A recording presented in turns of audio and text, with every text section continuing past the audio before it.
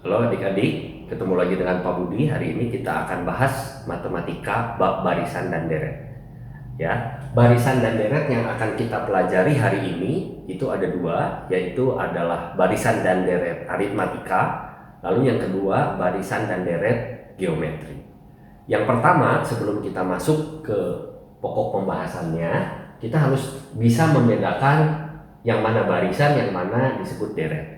Nah, barisan kalau kita lihat ini contohnya, ini bilangannya sama 1, 2, 3, 5, itu disusun menggunakan koma. Itu yang disebut barisan bilangan.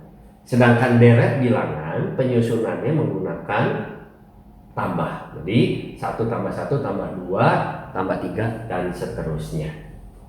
Ya, jadi itu perbedaan mendasar antara barisan dan deret. Jadi kalau barisan cuma dijajar begitu saja, kalau deret itu dijumlahkan. Oke. Nah, lalu kita langsung masuk ke barisan dan deret aritmatika. Ya, yang pertama barisan aritmatika dulu. Nah, kita lihat contoh yang pertama. Di sini ada barisan bilangan 2, 5, 8, 11. Ada beberapa istilah penting yang harus adik-adik ketahui. Yang ini, yang pertama, itu disebutnya suku pertama. Itu disebutnya U1. Itu adalah suku pertama atau bilangan pertama. Nah, suku pertama juga biasanya diberi lambang itu dengan huruf A. Ya. Lalu yang 5 ini itu adalah bilangan kedua atau kita sebut suku kedua. Lalu di sini 8 itu adalah suku ketiga, 11 itu adalah suku keempat dan seterusnya. Hingga misalnya di sini pada suatu saat ada yang disebut suku ke N. Suku ke N itu adalah bilangan yang ke N. N-nya itu terserah adik-adik. Misalnya saya mau bilang bilangan ke 200 berarti N-nya 200. Bilangan ke 50 berarti N-nya ke 50. Jadi U1, U2, U3 menunjukkan bilangan ke berapa. Oke, ini contoh yang kedua. 5, 1, min 3, min 5. Ini suku pertama, suku kedua, suku ketiga, suku keempat dan seterusnya. Nah, lalu yang kedua yang harus kita tahu, dalam barisan aritmatika dia memiliki ciri mempunyai beda yang tetap, memiliki beda barisan yang tetap. Apa sih beda barisan? Beda barisan itu adalah suku yang di depan dikurangin suku yang sebelumnya. Misalnya U2 dikurangin U1, atau bisa ditulis U3 kurangin U2, atau misalnya U10 dikurangin U9 dan seterusnya. Sehingga beda barisan ini secara umum bisa ditulis UN dikurangin suku sebelumnya N-1. Pada contoh yang kedua kita lihat, ini adalah U1, ini adalah U2. Jadi beda barisan di contoh yang kedua ini adalah U2 minus U1. Jadi beda barisannya adalah 1 dikurangin 5 adalah minus 4. Artinya beda barisan itu dari sini ke sini itu akan seragam. Minus 4, minus dari sini ke sini dikurangi 4, dari sini ke sini ke suku selanjutnya dikurangi 4. Karena cirinya memiliki beda yang tetap. Nah, untuk contoh yang pertama, kalau kita lihat itu beda barisannya U2 kurangin U1 itu 3. 5 kurang 2, 3. Atau boleh juga mencari beda barisan, ini kurangin ini. 8 kurangin 5. Itu pasti harus sama. Ya, karena ciri barisan aritmatika mempunyai beda yang tetap. Apabila bedanya tidak tetap, berarti bukan barisan aritmatika, mungkin nanti ada barisan khusus dan sebagainya. Oke, ini beda barisan. Lalu berikutnya untuk menentukan rumus suku ke N. Tadi pernah disinggung suku ke N itu adalah suku ke berapapun terserah. Nah, Untuk mencari suku ke N, kita gunakan persamaan A plus N min 1 dikali B. Ini. Dimana A-nya itu adalah ini, suku pertama, lalu N-nya itu adalah suku keberapa yang mau kita cari, B-nya itu beda barisan. Misal kita lihat di sini, 2, 5, 8, 11. Apabila kita teruskan, maka ini tadi tambah 3 ya, ini tambah 3, 14, tambah 3 lagi 17. Jadi ini suku ke-5, ini suku ke-6. Jadi seandainya kita mau mencari suku ke-6 dari barisan itu, maka adalah A plus ininya 6 dikurangi 1 dikali B.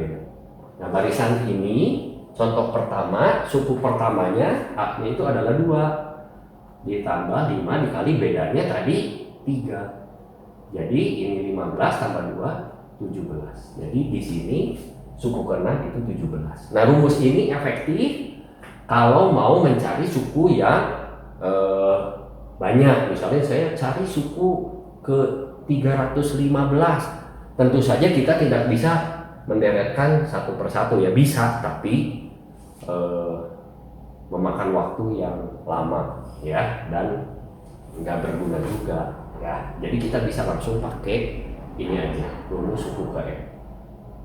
Nah, lalu di barisan aritmatika juga ada yang dimaksud dengan suku tengah. Suku tengah itu suku pertama ditambah suku ke N lalu dibagi 2. Maksudnya seperti apa sih? Misalnya kita lihat lagi barisan yang ini, 2, 5, 8, 11, 14. Di sini kita bisa langsung lihat kalau tengahnya itu adalah 8. Jadi kalau mau mencari suku tengahnya, UT, ini suku tengah, itu adalah suku pertama, U1, itu 2, ditambah UN, itu berarti karena barisannya stop sampai di sini, ini jadi UN-nya. Ya, ini suku 1, kedua, ketiga, keempat, kelima. Suku kelimanya itu adalah 14 dibagi 2. Jadi 16 dibagi 2 itu 8. Ya, ini suku tengahnya itu 8. Lalu apa sih T-nya ini? T-nya itu menunjukkan suku keberapanya. Saya pengen tahu suku tengah ini suku keberapa. Kalau di sini kan bisa terlihat ya, suku ke-1, suku ke-2, suku ke-3. Oh, ini suku ke-3 loh, 8 itu. Jadi T ini menunjukkan posisi sukunya. Itu caranya, ini angkanya 1 ditambah N dibagi 2. Ini rumusnya. Jadi suku tengah ini dimana T-nya itu suku keberapanya itu 1 ditambah N dibagi 2. Jadi kalau di sini ini suku pertama, ini T-nya ditambah ini suku ke-5 dibagi 2, jadinya 3. Jadi dia akan menunjukkan oh suku tengah ini 8 ini adalah suku ke-3 gitu. Ini suku 1, 2, 3. Oke, jelas ya. Nah, lalu ini ada sisipan juga. Sisipan bilangan itu misalnya contohnya seperti ini. Saya punya bilangan 3, lalu 19, lalu 35 ya, lalu dan seterusnya. Nah, dari barisan ini kita akan sisipkan misalnya itu 3 buah bilangan. 3 buah bilangan sehingga si barisan ini akan menjadi barisan aritmatika yang baru ya. Nah, gimana nih cara mencarinya? Nah, kita menggunakan rumus ini. Beda aksen itu adalah beda barisan yang baru. Apabila kita lihat di sini beda barisan yang lamanya itu adalah 19 dikurangi 3, yaitu 16. Nah, apabila kita mencari beda yang baru, kita menggunakan rumus ini. Beda yang lama itu 16 dibagi dengan K. K-nya itu banyak bilangan yang disisipkan. Jadi ini 3 buah bilangan disisipkan. Jadi K-nya itu 3 ditambah 1, jadinya ini 16 dibagi 4, itunya 4. Ini beda baru. Jadi gimana sih maksudnya beda baru ini? Kalau kita lihat ini jadi bilangannya 3, beda barunya 4. Itu tambah 4, 7, tambah 4, 11, tambah 4, 15, tambah 4, 19, ditambah 4 lagi 23, ditambah 4 lagi 27, ditambah 4 lagi 31, ditambah 4 lagi 35, dan seterusnya. Kalau dilihat, ini adalah bilangan-bilangan yang lama. 3, 19, 35, 7, 11, dan 15 ini adalah 3 bilangan yang disisipkan. Jadi ini disisipkan, ini juga disisipkan 23, 27, 31. Ya. Jadi cocok ya, ada 3 buah bilangan yang disisipkan di sini dan dia membentuk barisan aritmatika baru. Ke sini tambah 4, tambah 4, tambah 4, tambah 4. Oke, sampai sini saya rasa jelas. Oke adik-adik, kita akan bahas bagian terakhir dari barisan dan deret, itu adalah deret geometri dan deret geometri tak hingga. Ya, kita lihat deret geometri itu akan sama seperti barisan geometri, dia akan memiliki rasio, rumusnya sama, UN dibagi UN-1, lalu dia akan memiliki rumus suku ke N, yaitu A dikali R pangkat N-1, seperti barisan dan deret aritmatika, dia akan memiliki jumlah juga. Ya, apabila kita lihat di sini ini ada tambah, berarti dia akan memiliki jumlah. Nah, untuk mencari jumlahnya itu Sn, itu saya akan bagi menjadi 2 buah rumus. Yang pertama itu adalah A dikali R pangkat N dikurang 1 per N-1. Lalu rumus yang kedua itu adalah Sn sama dengan A dikali 1 min R pangkat N per 1 min N. Ya, ini digunakan kalau R-nya lebih besar dari 1, ini digunakan kalau R-nya kurang dari 1. Nah ini rumusnya. Oke. Nah, lalu kalau kita lihat contoh yang pertama ini memiliki rasio 2. Ya, ini rasionya 2 kali 2 kali 2 kali 2. Lalu contoh yang kedua ini dibagi 5 dibagi 5, jadi dia akan memiliki rasionya 1/5. Jadi kalau adik-adik perhatikan, contoh yang pertama itu menggunakan rumus yang ini karena rasionya 2 lebih besar dari 1. Lalu contoh yang kedua dia menggunakan rumus yang ini karena rasionya kurang dari 1, supaya hasilnya tetap positif gitu ya. Saya bagi jadi 2 rumus ini. Nah, lalu kita misal mau menghitung S4 dari contoh yang pertama. Ya, berarti kita harus gunakan rumus yang pertama. A-nya itu adalah suku pertama 3 dikali rasionya 2 pangkat ini N-nya 4 min 1 per rasio min 1. Jadi di sini 3 dikali 16 dikurangin 1 per 1. 15 dikali 3 45 ya. Oke. Apabila kita hitung manual, ini dijumlahin 9 tambah ini 21 ditambah 24 45. Jadi hasilnya cocok.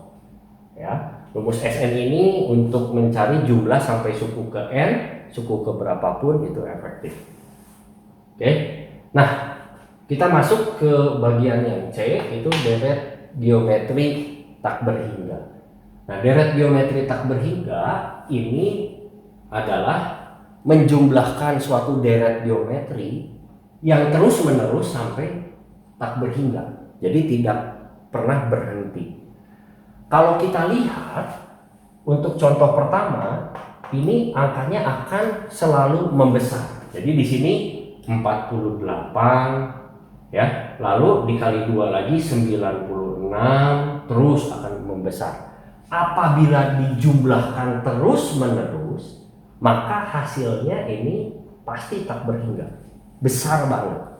Ya, nah Tak berhingga itu kita tidak bisa sebutkan nilainya berapa, karena dia tidak akan pernah berhenti.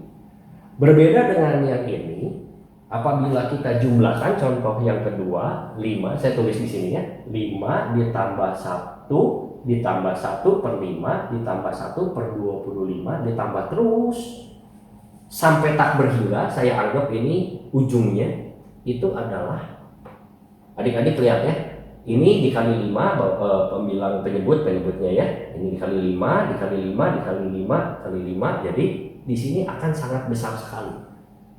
Nah, 1 dibagi tak hingga itu nilainya adalah 0.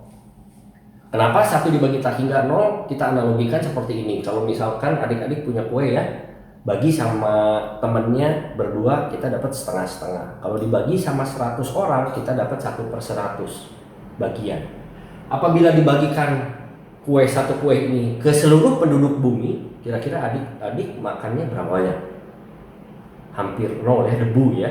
Nah, makanya 1 dibagi tak hingga itu lebih banyak dari jumlah penduduk bumi. Itu pasti 0. Oleh karena itu si jumlah ini akan memiliki nilai. Nah, kalau memiliki nilai, jadi nanti di sini ada hasilnya. Kalau memiliki nilai itu disebutnya konvergen. Jadi ini syarat supaya deret geometri tak hingga itu punya nilai, itu rasionya harus ini, berada di antara min 1 sampai 1. Contohnya seperti ini. Ya, rasionya 1/5, maka dia akan jadi konvergen. Konvergen itu bahasa lainnya punya nilai. Contoh yang pertama, ini hasilnya tak berhingga. Dia tidak punya nilai karena tak berhingga itu nggak tahu, belum berhenti angkanya, jadi nggak punya nilai. Kalau ini berhenti angkanya. Lantas bagaimana cara menghitung jumlahnya? Kita menggunakan rumus jumlah deret geometri tak hingga, yaitu A dibagi 1 min rasio. Seperti itu ya. Ini rumusnya. Contoh ini kita hitung jumlahnya berapa. Jadi A-nya itu adalah suku pertama seperti biasa 5. 1 min rasionya ini 1/5. Jadi nanti hasilnya itu adalah 5 dibagi dengan 4/5. Jadi dengan kata lain ini 5 dikali dengan 5/4, 25/4 ya, atau 6 1/4. Jadi ini jumlahnya apabila dihitung terus menerus, hasilnya itu adalah 6 1/4. Kita lihat di sini, ini 5 tambah 1 aja udah 6. Nah, yang kecil ini itu akan mendekati atau pas di angka 1/4. Seperti itu. Ya, jadi dia akan memiliki nilai. Oke. Nah, lalu saya akan bahas contoh soal yang biasa sering keluar di ulangan atau di ujian ya. Itu adalah sebuah bola yang dijatuhkan dari suatu ketinggian. Jadi misalkan ini ada sebuah bola dijatuhkan dari ketinggian 40 meter, lalu dia akan memantul dengan rasio itu adalah 3/4. Jadi dia akan mantul, pantulan pertamanya 30 meter ya, 30 meter, lalu mantul lagi, lalu mantul lagi, lalu mantul lagi, dan seterusnya. Lama-lama pasti akan berhenti. Ya, ini merupakan deret geometri tak berhingga. Kenapa? Karena dia akan tambah kecil, tambah kecil, tambah kecil sampai berhenti. Oke, jelas ya. Dan rasionya memenuhi syarat ini. Rasionya adalah 3/4. Bagaimana cara menghitung ini? Cara menghitungnya kalau kita lihat, ini pantul seperti ini. Saya anggap dulu ini ada 2. Jadi 40-nya ada 2, 30-nya ada 2, dan seterusnya. Apabila saya tulis itu 40, 30, dan seterusnya ya. Ini 30 dikali 3/4 dan seterusnya. Ini rasionya 3/4. Maka jumlah seluruh lintasannya, tak hingganya itu adalah A suku pertama per 1 min rasionya 3/4. Jadi 40 dibagi dengan 1/4. Jadi nanti dapat hasilnya 160 meter. Ya. Tapi ingat, Ini baru menghitung yang bagian sini saja, ya, baru satu bagian.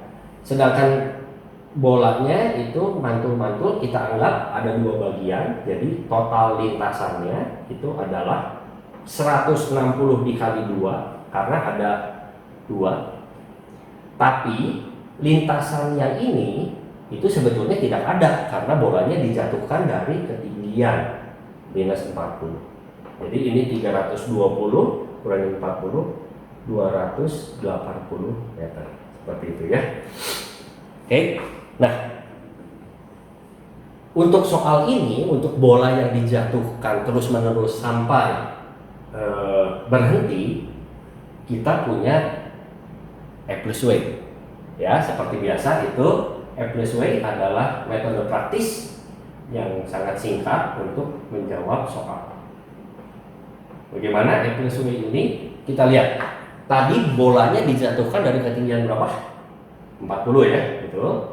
Lalu dikalikan dengan, ini rasionya 3/4 ya adik-adik ya. Nah, kita lihat dikalikan dengan rasionya 3/4. 3 dan 4 jumlahnya berapa ya adik-adik? Ya betul 7 ya.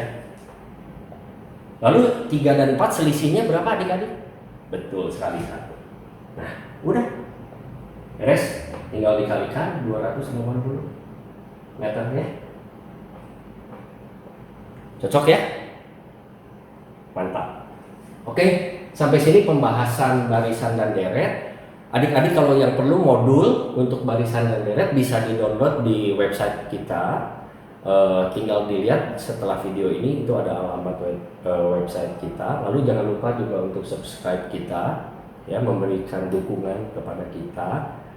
Subscribe itu gratis, jadi silahkan klik saja. Lalu jangan lupa like supaya kita juga tambah semangat memberikan pengajaran-pengajaran supaya adik-adik lebih maju. Oke, terima kasih, jangan lupa berdoa. Bye-bye.